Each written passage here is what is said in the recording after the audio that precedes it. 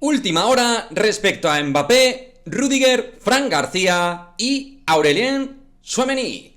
Arrancamos.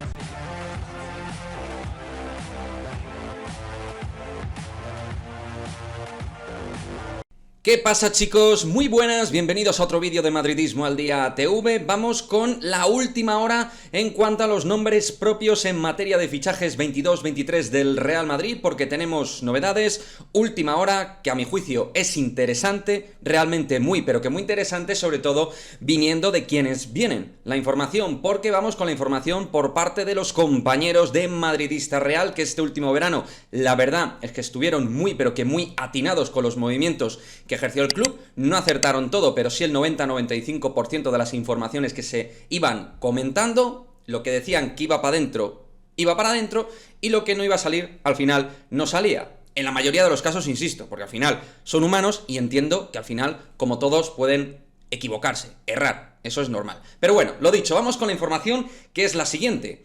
Kylian Mbappé y Antonio Rüdiger, según, reitero, Madridista Real, estarían hechos. Van a jugar la próxima temporada en el Real Madrid. En el caso de Fran García, lo marcan como una posibilidad, entiendo que está barajando el club, y en principio ahí tendríamos que marcar el freno. Ahora hablamos respecto a Tchouaméni, pero aparte de estos tres nombres propios, ahora parece que no habría más opción de llegada. Todo esto dependería de las salidas, de las ventas que hiciera el club.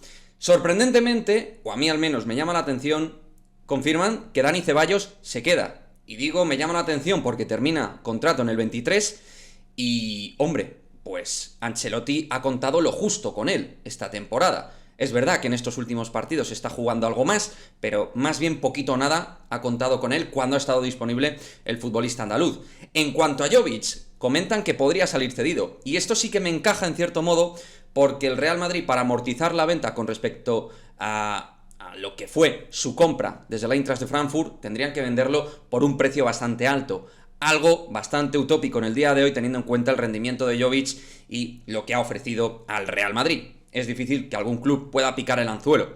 Y luego, el Madrid va a hacer una propuesta formal en forma de renovación, pero si no le satisface a Asensio, pues sería traspasado, lo cual tiene todo el sentido. Y además hay que tener en cuenta que Marco Asensio ha cambiado de agente, se ha ido con la empresa de Jorge Méndez, y esto a mí me huele más a venta a que pueda continuar, y me encajaría en la línea de que el Madrid le va a ofrecer una renovación, un plan de renovación estándar, sin aumento de salario ni nada por el estilo, y el futbolista pueda valorar opciones fuera e incluso fuera de España.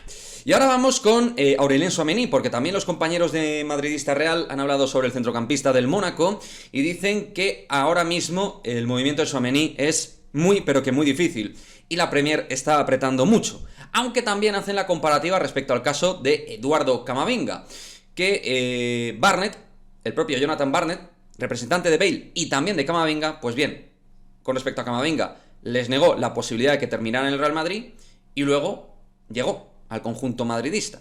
Así que hablan de que todavía es pronto, pero que a día de hoy la operación Aurélien Tchouaméni es compleja, muy difícil. Ahí está, información de última hora de los compañeros, de las últimas horas más bien, respecto a los movimientos de fichajes, posibilidades de fichajes, cómo está la situación con respecto a los nombres propios, Mbappé y Rüdiger dentro. Posible el de Fran García, también respecto a algunas posibles ventas, Asensio, Ceballos, Jovic, algunos nombres propios, y para finalizar el de Tchouaméni, que ahora mismo parece difícil que se pueda concretar.